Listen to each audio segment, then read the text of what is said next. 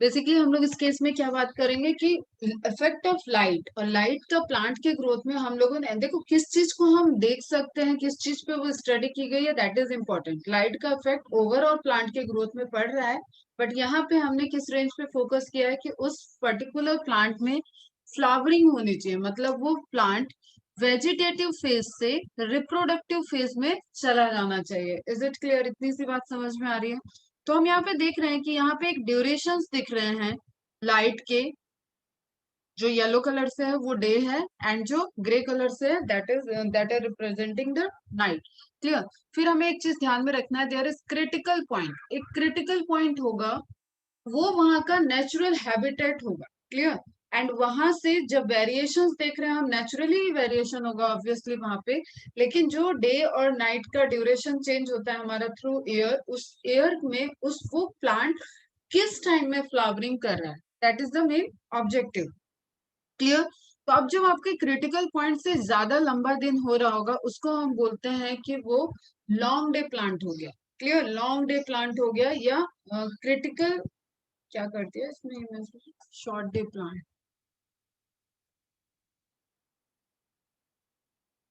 Okay, flowering यहाँ पे हो रही है ना।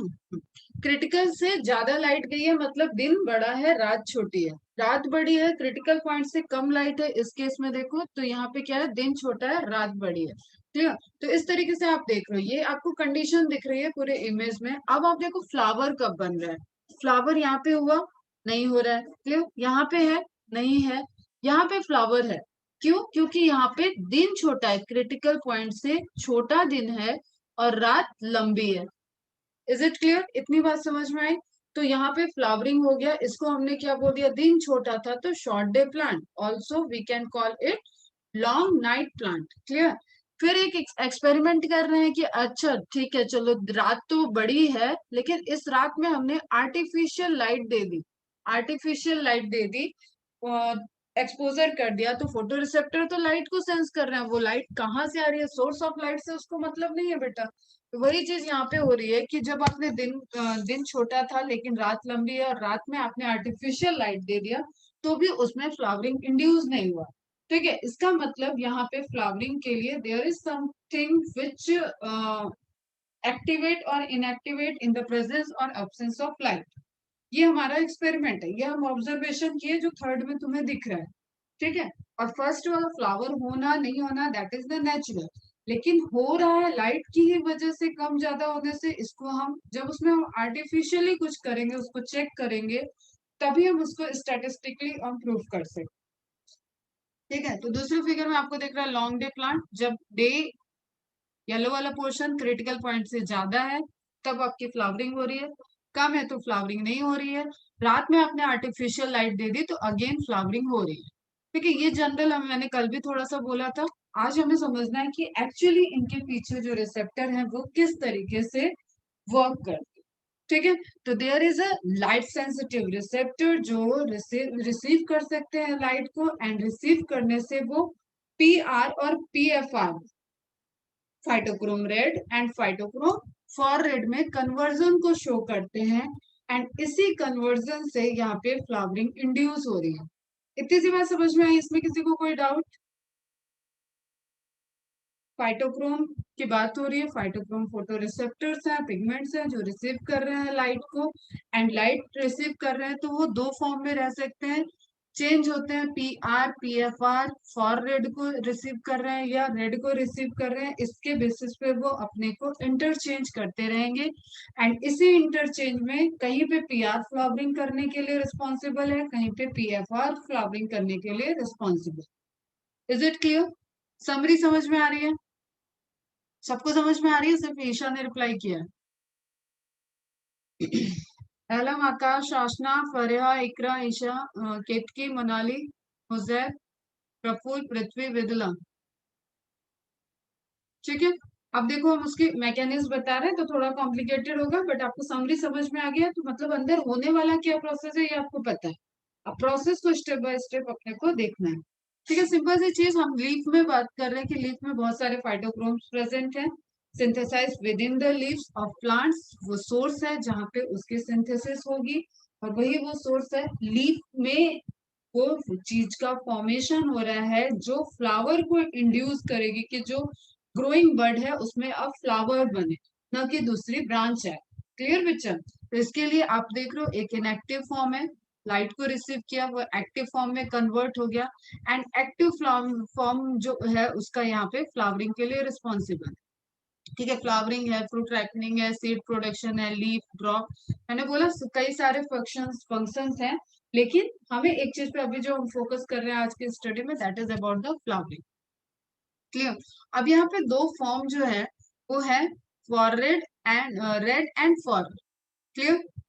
जो बायोलॉजिकली हम बोलते हैं कि red is inactive form, red जब रिसीव करेगा तो वो फॉररेड में कन्वर्ट होता है, that is the active form. ठीक, अब इसी के हमको रिस्पॉन्सेज यहाँ पे देखो तुम्हें भी पूरी रेंज दिख रही है, जर्मिनेशन में, एटियोलेशन में जो उसकी येलोइंग होती है उसमें रोल प्ले करता है, प्रिवेंट करता है लाइट से बहुत हार्म ना हो क्लोरोफिल को, उसमें भी रोल प्ले करता है, क्लोरोप्लास्ट डेवलपमेंट में रोल प्ले कर रहा है, leaf expansion, branching, flowering, senescence, कई तरीके के मल्टीपल फंक्शंस हैं इसके, and we are focusing on flowering. Flowering का एग्जांपल लेके हम समझेंगे। लोकेशन से कोई डाउट नहीं होना चाहिए। कहाँ है? लीफ में है। किस फॉर्म में है? दो फॉर्म में है, रेड और फार रेड। क्या है? फाइटोक्रोम है। क्या है ये? फोटो रिसेप्टर है। क्लियर है? ठीक है। अब हम देख रहे हैं मैकेनिज्म इसकी सिंपल सी क्या है। अगर हम कह रहे हैं कि फाइटोक्रोम रेड प्रेजेंट है और वो रेड लाइट को ऑब्जर्व करेगी, फाइटोक्रोम रेड है, रेड लाइट को ऑब्जर्व कर रही है, तो वो कन्वर्ट हो जाएगी आपकी फॉर रेड में। क्लियर?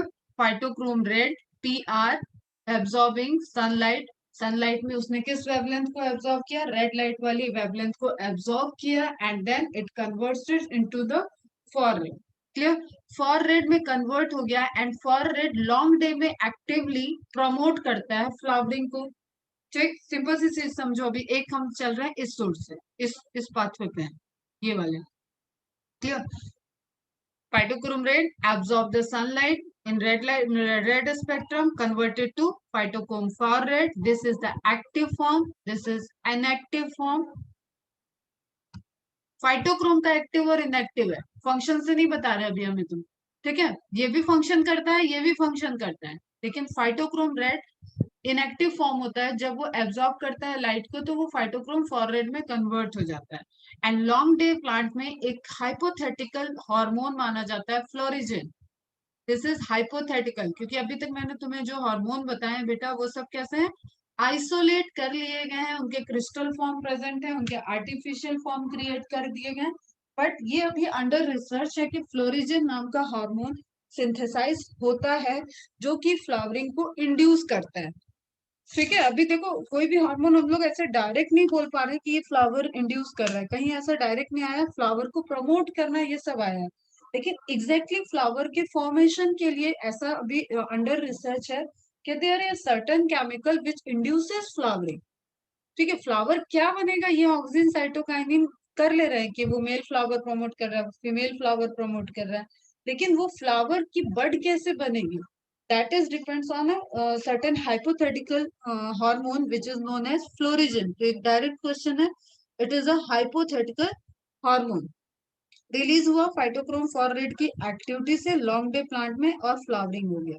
अब अपोजिट देखते हैं इसका, रात का टाइम आया, इसी प्लांट में रात का टाइम आएगा तो क्या होगा? यहाँ पे अभी फ्लावरिंग पे नहीं जा रहे हैं, क्या होगा? फाइटोक्रोम फॉर रेड रात में लाइट इंफ्रारेड वगैरह रात में जमीन से निकलती है वापस, वो जो दिन भर एब्जॉर्ब होती है ना वही रेडिएशन हमारी धरती से बाहर निकलती है, तो उस वक्त फॉर रेड निकलेगी।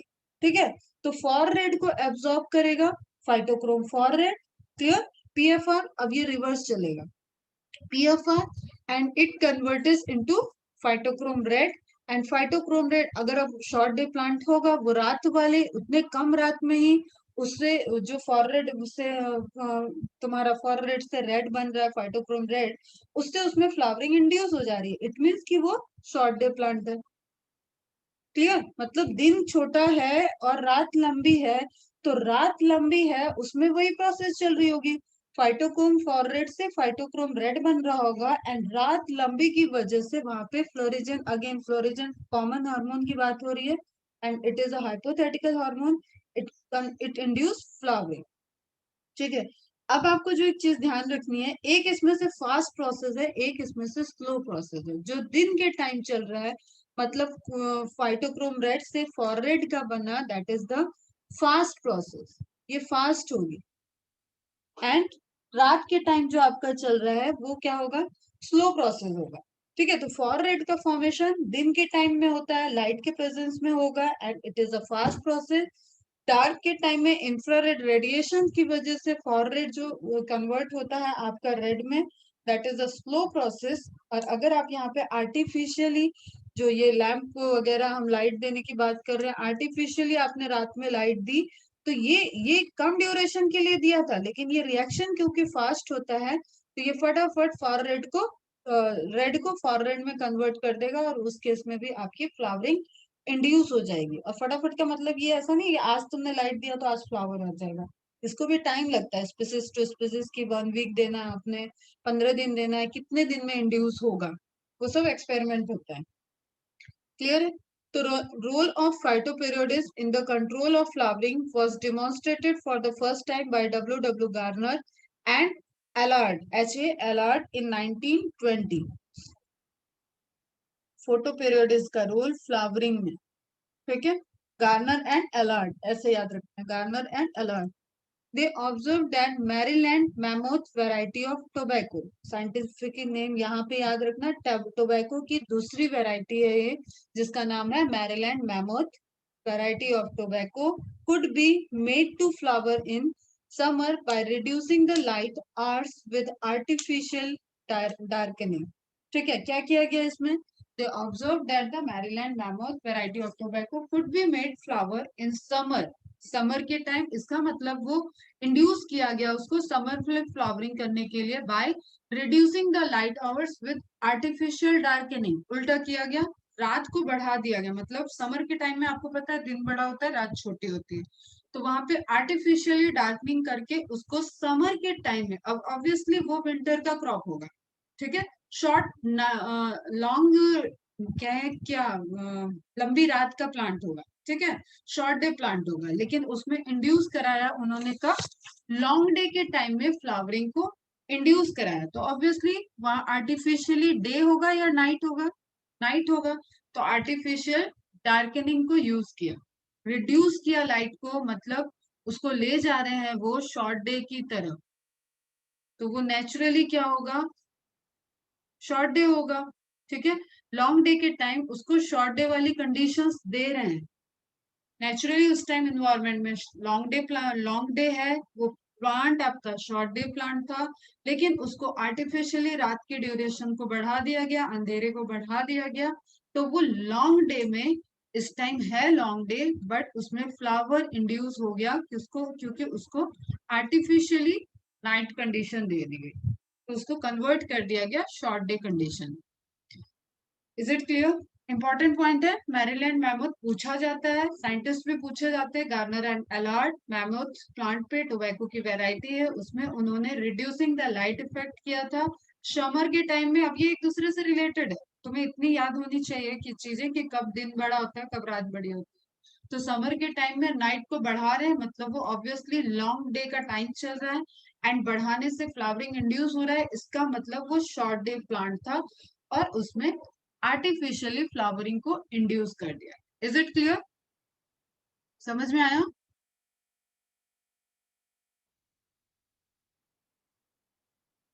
यस और नो? क्लियर? ठीक है, it could be made to remain vegetative in winter by providing extra light.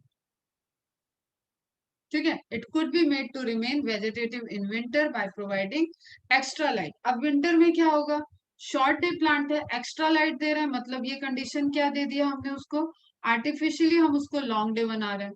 अब शॉर्ट डे उसको चाहिए फ्लावरिंग के लिए, और लॉन्ग डे बना दिया हमने, तो क्या कंटिन्यू क्या रहेगा, वेजिटेटिव फेज उसका कंटिन्यू हो जाएगा। किसी को है जिसको नहीं समझ में आ रहा है, किसी को प्रॉब्लम हो रही है, प्रॉब्लम मैकेनिज्म में, देखो हम यहाँ कुछ बातें कर रहे हैं, पहले तो एकदम जनरल चीजें समझ लो, फिर से सुनो। प्लांट है, प्लांट के दो फेज हैं, vegetative and reproductive. Her plant का नेचर है ये कि उसकी वेजिटेटिव फेज पहले आती है and reproductive phase vegetative phase से फॉलो होती है, मतलब followed by the vegetative phase, बाद में आएगी रिप्रोडक्टिव फेज। ठीक है, अब इसी में हम बता रहे हैं वेजिटेटिव फेज का पार्ट आगे हो गया आपका रूट, स्टेम, लीफ, ये सब आपके वेजिटेटिव हो गए। रिप्रोडक्टिव में आ जाएगा आपका फ्लावर, एंड फ्लावर ही आगे जाके आपका फ्रूट बनता है। सिंपल सी बता रहे हैं प्लांट की कैसे लाइफ साइकिल चलेगी। तो बेटा ये फेज आने के लिए कुछ ना कुछ ऐसा होना चाहिए जो यहाँ पे हो रहा है, वही कुछ ना कुछ को हम देख रहे हैं इस लीफ में। फाइटोक्रोम प्रेजेंट है, ये फाइटोक्रोम इन प्रेजेंस और अब्सेंस ऑफ लाइट दोनों केस में ट्रिगर कर सकता है फ्लावरिंग को, और वो ट्रिगर किया फ्लावरिंग को तभी तो रिप्रोडक्टिव फेज आएगी। तो हम इस फेज से इस फेज में जा रहे हैं। क्लियर? अगर ये ट्रिगर शॉर्ट डे में है, कम छोटी रात है, लंबी रात है, छोटा दिन है, तो वो शॉर्ट डे प्लांट हो जाएगा। ये ट्रिगरेंस उसका लंबे दिन और छोटी रात में हो रहा है तो वो लॉन्ग डे प्लांट हो जाएगा। तो अब मैरीलैंड मैमथ जो प्लांट की वैरायटी ली गई उस प्लांट की टेंडेंसी क्या है, वो short day, this is short day plant, SDP. SDP है, एसडीपी है, इसका मतलब ये विंटर के टाइम में इसमें फ्लावरिंग हो रहा होगा, तो इसको समर के टाइम में हमने शॉर्ट डे कर दिया, मतलब आर्टिफिशियली नाइट क्रिएट कर दिया, तो उसमें फ्लावरिंग इंड्यूस हो गया। एक चीज हमने ये देख ली।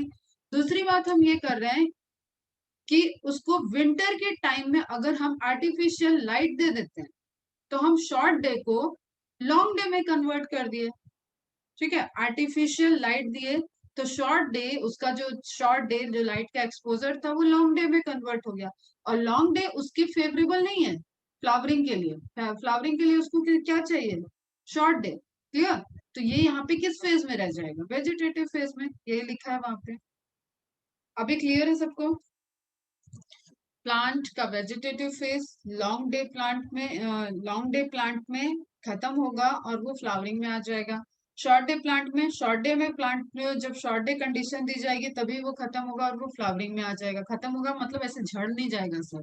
ठीक है, फ्लावरिंग इंड्यूस होना मतलब वो रिप्रोडक्टिव फेज में आ चुका है। बाकी पोर्शन अपना काम कर ही रहे हैं। अभी क्लियर है? ओके। ठीक है, अब इसी के आगे चाह रहे हैं क्योंकि आज इसको खत्म करना है। On the basis of length of photo period requirement of the plants, अब ये सब नोट्स हैं, सब समझ में आ गया तो वही चीजें यहाँ लिखी है, एग्जाम्पल वगैरह दिया है, सब आपको नोट्स बनाने हैं। On the basis of length of period requirement of plants, the plants have been classified into two following categories. Following categories mainly इसमें क्या है, थ्री हो जाएंगी आपकी, SDP, LDP and day neutral. तो SDP, these plants initiate flowering when the day length photo period becomes shorter than a certain critical period. Critical period से short, image में भी बता दिया, एक्सप्लेन भी किया, अब ये थ्योरी लिखी है और ये सब एग्जांपल आपको नोट डाउन कर पूछा जाता है डायरेक्ट।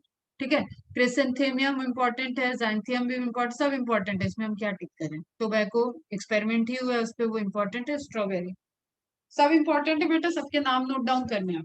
तो आपका क्या है, उसी इमेज का एक पार्ट हम देख रहे हैं यहाँ पे, शॉर्ट डे, दिन छोटा है तब फ्लावरिंग हो रही है, क्रिटिकल के ऊपर छोटा है तो फ्लावरिंग हो रही है। इंटरमिटेंट लाइट आपने आर्टिफिशियल दिया तो भी फ्लावरिंग नहीं होगी, दिन बड़ा है तो भी फ्लावरिंग नहीं होगी, मतलब ये वेजिटेटिव फेज है, ये वेजिटेटिव फेज है, and this is the induction of reproductive phase. ठीक है, इसको बोलते हैं प्री फर्टिलाइजेशन इवेंट। फ्लावर का बनना है प्री फर्टिलाइजेशन इवेंट है, मेल गैमेट फीमेल गैमेट का बनना, ये सब प्री फर्टिलाइजेशन में आ गया। Long day plant, yes ma'am, short day को हम नाइट ब्लूमिंग बोलेंगे ना, हाँ। नाइट ब्लूमिंग रात में, ऐसा नहीं बेटा कि ये रात में होते हैं।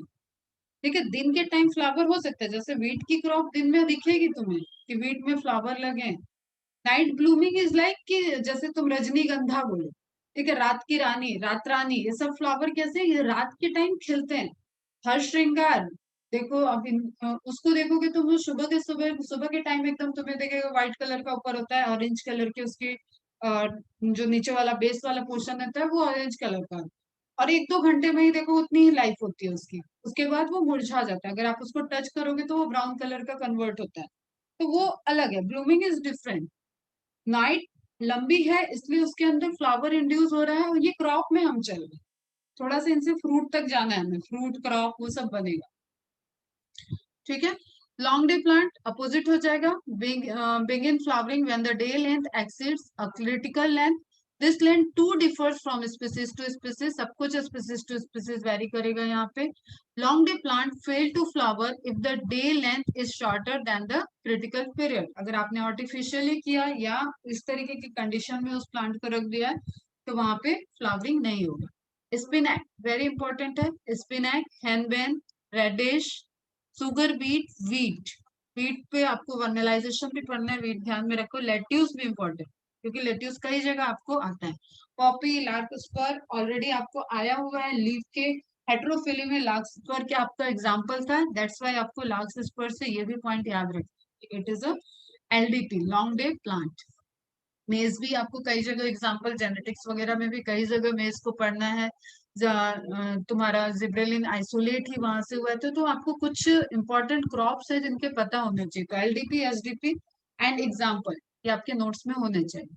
अगेन वही इमेज है, लॉन्ग डे है, क्रिटिकल से ज्यादा है तो फ्लावरिंग हो रही है, नहीं है तो नहीं हो रही है। आर्टिफिशियली लाइट दिया आपने तो भी फ्लावरिंग हो रही है। इज इट क्लियर बच्चों?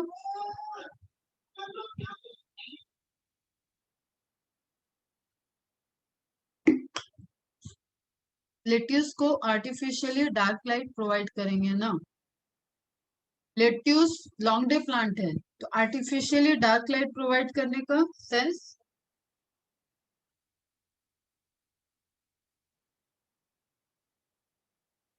उसकी लीफ को एक्चुअली हम लोग कमर्शियली यूज करते हैं, दैट्स वाई हम उसको वेजिटेटिव ग्रोथ में रखते हैं। यहाँ पे रिप्रोडक्टिव की बात हो रही है, ठीक है, रिप्रोडक्टिव फेज मतलब उसको फ्लावरिंग, तो वो एंजियोस्पर्म में फ्लावर बनाएगा, तो फ्लावरिंग वाली बात हो रही है।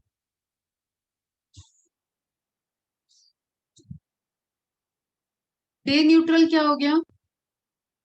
हम्म, डे न्यूट्रल क्या हो गया बेटा, जिसपे कोई फर्क नहीं पड़ रहा है इसमें तुम्हारा, बार बार पूछे जाने वाला, एक तो टोमेटो है, दूसरा सनफ्लावर भी, क्योंकि आप डाइकोट मोनोकोट वो सब पढ़ते वक्त भी एग्जांपल्स आते हैं। पी प्लांट आपको जेनेटिक्स में पढ़ना है, तो ऐसे आपको याद रखना है, कुकुम्बर, कॉटन, सनफ्लावर, टोमेटो, जो आपको 12 महीने वेराइटीज हैं, मतलब देखो पी में सारी ही वेराइटी ऐसा नहीं है कि वो डे न्यूट्रल है, कुछ है जो डे न्यूट्रल है। These plants can flower in all possible photo periods. The day neutral plants can blossom throughout the year. हमेशा वो blossom करेंगे। The critical duration is different. अब ये छोटे छोटे डेफिनेशन नोट डाउन करना है बेटा, सबको करने, नोट्स कंप्लीट होनी चाहिए। The critical duration is different from different plants. There are many plants, however, where there is no such correlation between exposure to light duration and induction of flowering response. Such plants are called day neutral plants. आपको यहाँ पे दिख रहा है एक, आप और में उसी इमेज को देख रहे हो, शॉर्ट डे प्लांट, दिन छोटा हो गया, रात लंबी हो गई। लॉन्ग डे प्लांट, दिन लंबा हो गया, रात छोटी हो गई। डे न्यूट्रल प्लांट, अब ये यहाँ पे कहीं पे भी वेरी करें उनको फर्क नहीं पड़ता, वो फ्लावरिंग करते रहेंगे। तो एक क्रिटिकल क्राइटेरिया इसमें ले लिया कि दैट इज क्रिटिकल, उसके अपर नीचे उसके वेरिएशंस को long day and short day में ले लिया। तो आप इतना समझ जाओ कि हर जगह पे critical criteria, critical duration period ये वेरी करेंगे पर्टिकुलर प्लांट के लिए। हो सकता है वो प्लांट 15 घंटे में फ्लावरिंग कर रहा है, जब 15 घंटे का उजाला रह रहा है तब वो फ्लावरिंग को शो कर रहा है, 10 घंटे का रह रहा है तो वो स्लो कर, क्लियर। तो डिफरेंट डिफरेंट कंडीशन में डिफरेंट डिफरेंट डिफरेंट स्पीसीज के लिए वो डिफरेंट क्रिटिकल पॉइंट होगा, उसके अबव लोअर होने पे उसके फंक्शन पे अफेक्ट होगा। क्रिटिकल पीरियड का भी शॉर्ट नोट्स नोट डाउन कर लेना।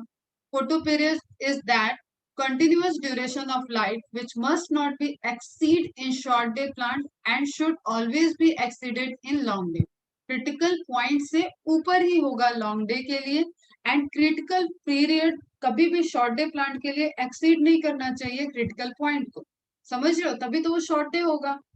ठीक, in long day plant in order to bring them to flower, flowering करने के लिए ये आपको एक क्राइटेरिया ध्यान में रखना है। तो क्रिटिकल पीरियड, क्रिटिकल ड्यूरेशन, घंटे वाली बात that is duration, and period मतलब वही टोटल आर की बात करें हम, उसमें बात कर रहे हैं कि उसके लिए क्या क्रिटिकल रेंज होगा उसका, that is critical period. Now इसमें देखते हैं और क्या, हमें थोड़ा सा पिगमेंट को पढ़ना पड़ेगा. It is now also known that not only the duration of light period, but that the duration of dark period is also of equal importance. ठीक है, रात का होना भी जरूरी है, तभी हम उसको लॉन्ग डे प्लांट को शॉर्ट नाइट प्लांट भी बोल सकते हैं, एंड शॉर्ट डे प्लांट को लॉन्ग नाइट प्लांट भी बोल सकते हैं. जस्ट बिकॉज ऑफ जो फॉर रेड का रेड में कन्वर्जन है वो रात में ही हो रहा है. और शॉर्ट डे प्लांट का मतलब ये नहीं है कि वो कम लाइट में वो ग्रो कर रहा है, उसके लिए रात लंबी होनी जरूरी है, उसका फ्लावरिंग रात के लंबे होने से हो रहा है. फ्लो चार्ट में समझ में आ रहा है ना, यहाँ पे ये जो फ्लावरिंग हो रही थी, यहाँ पे जो फ्लोरिजन एक्टिवेट हुआ है, that is because of darkness.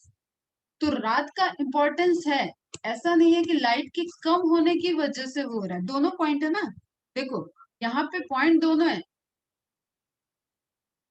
ठीक, दिन छोटा है इससे फ्लावरिंग हो रही है क्या, या रात बड़ी है इससे फ्लावरिंग हो रही है.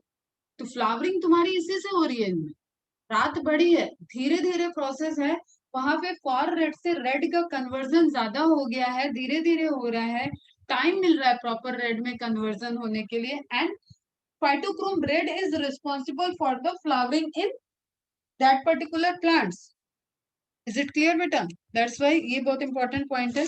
Not only the duration of light period, but that the duration of dark period is also of equal importance.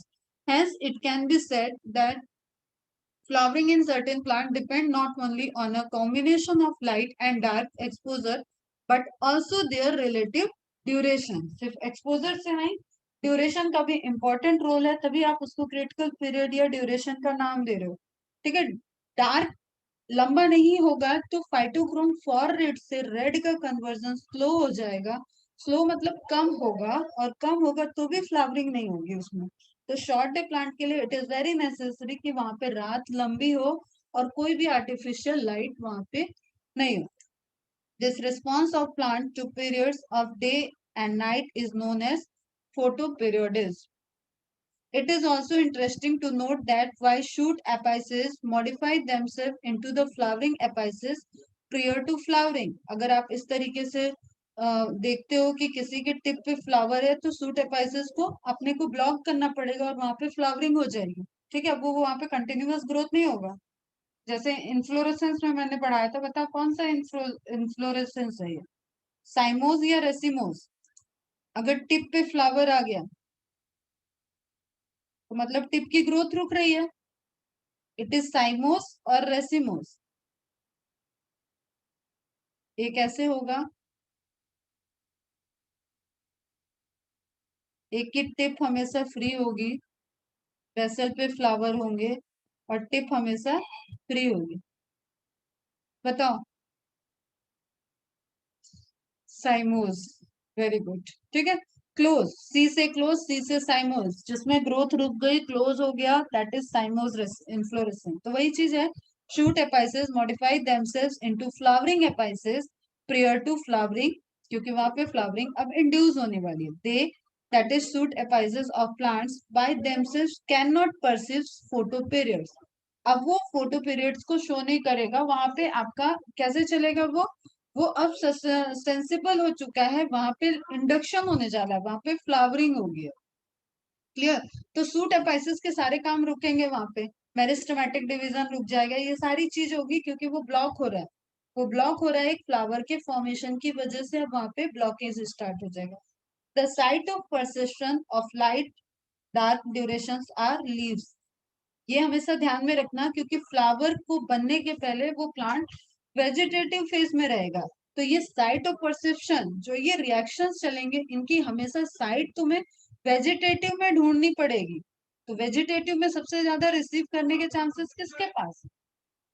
जिसका सरफेस इलोंगेटेड है, मतलब चलो रिसीव करने की बात नहीं, जहां पे लोकेशन है, फाइटोक्रोम की लोकेशन ही लीव्स में है. ठीक है बच्चा, दैट्स वाई वेजिटेटिव पार्ट में लीव्स में इनका इंडक्शन, ये रिएक्शंस चलेंगे, फॉररेड और रेड का कन्वर्जन, एंड उससे इंडक्शन होगा एपेक्स पोजीशन पे, जहां पे भी बड से फ्लावर का फॉर्मेशन होगा. Good, very good. It has been hypothesized that there is a hormonal substance. Hypothesis याद रखना, this is not yet proved. that is responsible for flowering. This hormonal substrate migrates from leaves to shoot apices, और हमने पढ़ा hormones में कि सभी migrate होते हैं, क्लियर, इसी हार्मोन को बोला गया है फ्लोरिजिन.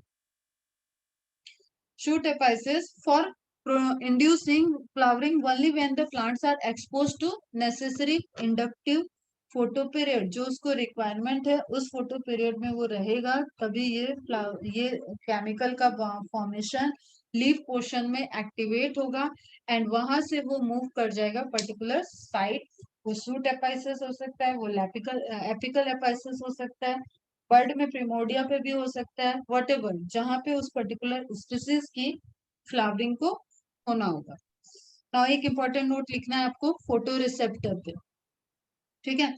ये मुझे लग रहा था मैंने सेल चैप्टर में पढ़ाया हुआ है तुम लोग को, बट तुम लोग उसमें बोल रहे थे नहीं पढ़ाया था, हो सकता है स्विच कर दिया हो. जैसे थोड़ा सा ऑक्सीसोम के बारे में बात करते हैं, थोड़ा सा एटीपी सिंथेस के बारे में बात करते हैं, माइटोकॉन्ड्रिया पे बात किए, पेरोक्सीसोम पे बात किए, उसी तरीके से यहाँ पे फोटो रिसेप्टर का भी इम्पोर्टेंट पार्ट है and it is a part of cell. Clear. तो photo receptor the chemical which perceives the photo periodic stimulus in leaves. Receptor मतलब रिसीव करेगा. किसको रिसीव करेगा? एक्सटर्नल स्टिमुलाई को रिसीव करेगा. फोटो रिसेप्टर मतलब फोटो लाइट को रिसीव करने वाला receptor in leaves is phytochrome. The wavelength of light are absorbed by the leaves. This becomes evident by the fact that defoliated leaves को अगर remove कर दें, plant does not have induced the flower. Defoliated रहेगा अगर plant, तो आप उसमें flowering को induce नहीं कर सकते. ये एक इसका evident भी है. एक बार, पहली बार, ठीक है. देखो पहली बार होना कोई चीज बहुत जरूरी है, ठीक. तो प्रेजेंस ऑफ इंडक्शन मतलब उस पहली बार वो प्लांट वेजिटेटिव से फ्लावरिंग फेज में गया हो. कभी भी देखो, जैसे मैंगो ट्री को भी तुम पेरेनियल देखो तो कभी ऐसा नहीं देखोगे कि मैंगो ट्री पे लीफ ना रहे और वहां पे फ्लावर लग जाए, वहां पे आम लग जाए, ठीक. ऐसा नहीं होगा. तो presence of even a single leaf is sufficient. ये बड़ा इंपॉर्टेंट चीज है. पहली बार प्रेजेंस ऑफ लीफ, ठीक है. वहां पे लीफ होना, कम होना वो भी मायने नहीं करती, लेकिन लीफ होना दैट इज वेरी इंपॉर्टेंट. इसको तुम्हें कुछ नहीं रटना वटना नहीं है, सिंपल सी बात. Vegetative followed by the reproductive. Reproductive vegetative के बाद ही आएगा. फ्लावर के फॉर्मेशन को इंड्यूस नहीं कर सकता, ये बात दिमाग में बैठा लो.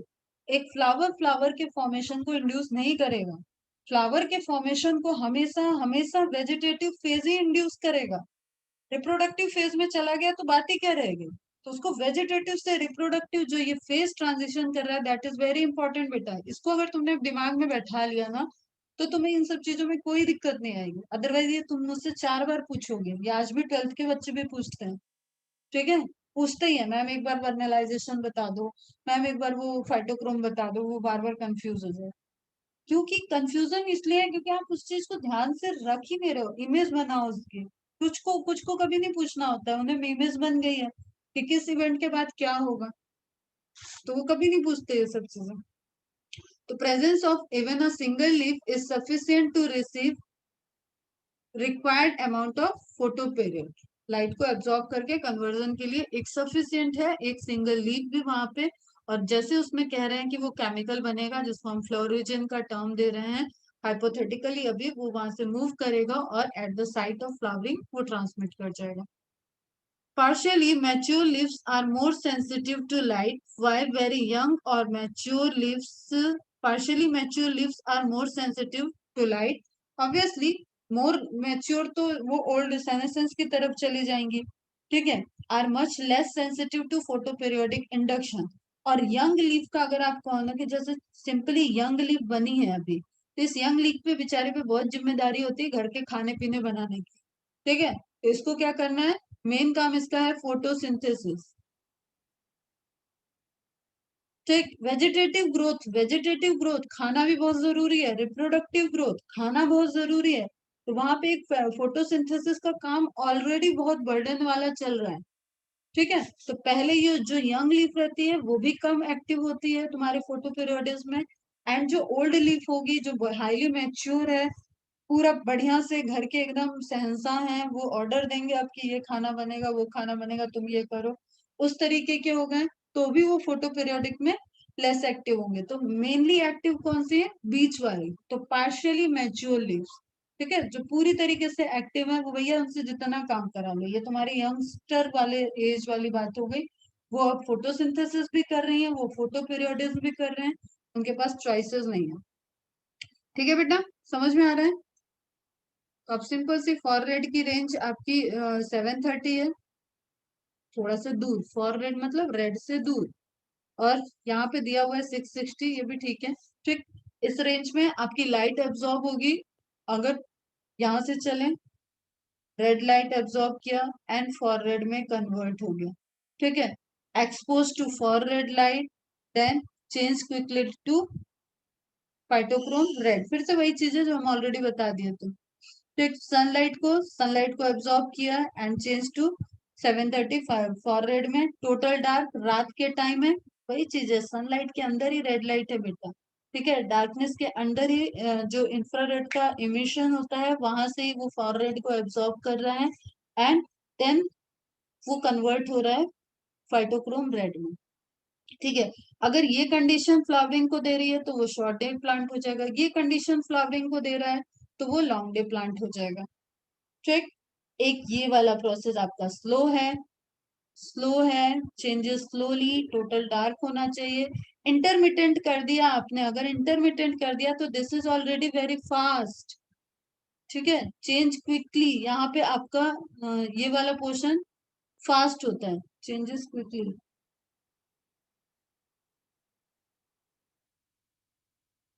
ठीक है, वो कन्वर्जन की बात कर रहा है, लेकिन ये प्रोसेस जो है वो आपकी स्लो चलेगी तो फास्ट प्रोसेस इसमें फाइटोक्रोम रेड से फॉर रेड का बनना फास्ट है। तो अगर आपने इंटरमिटेंट लाइट दे दिया तो तुरंत वहां पे रेड कन्वर्ट होने लगेगा फॉर रेड में। तो आपका ये वाला जो शॉर्ट डे प्लांट का आपको फ्लावरिंग के लिए लॉन्ग नाइट चाहिए, वो डिस्टर्ब हो जाएगी।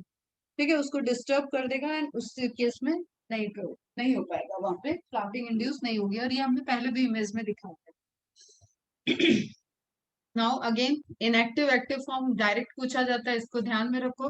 Phytochrome red biologically inactive form है, लाइट की प्रेजेंस में वो एक्टिव होता है, कन्वर्ट होता है फाइटोक्रोम फॉर रेड। ठीक, ठीक है बेटा, इतना समझ में आ रहा है? एंड आपको फाइटोक्रोम फॉर रेड से रेड में कन्वर्जन करने के लिए आपको फॉर रेड लाइट चाहिए, और वो वहां पे कन्वर्जन को शो करेगा।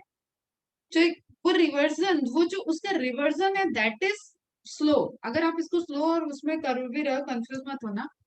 स्लो और फास्ट में आप क्या कर रहे हो, तो आपको फॉर रेड के कन्वर्जन के लिए आपको फॉर रेड लाइट जो चाहिए, उस चीज को बोल रहा है वो क्विक कन्वर्जन। कन्वर्जन होगा वो फाइटोक्रोम रेड में कन्वर्जन होगा, लेकिन वो प्रोसेस जिसमें फाइटोक्रोम फॉर रेड से लेके फाइटोक्रोम रेड बन रहा है वो बहुत स्लो चल रही है। समझ रहे हो? प्रोसेस फिनोमिना की बात कर रहा है, तो that is a slow reaction, slow reversion process. And conversion आपका जो चल रहा है वो तो आपको फॉरवर्ड की लाइट में होगा, तो एक क्विक कन्वर्जन आपको फॉरवर्ड से रेड के बीच में दिखेगा। तो लेवल राइज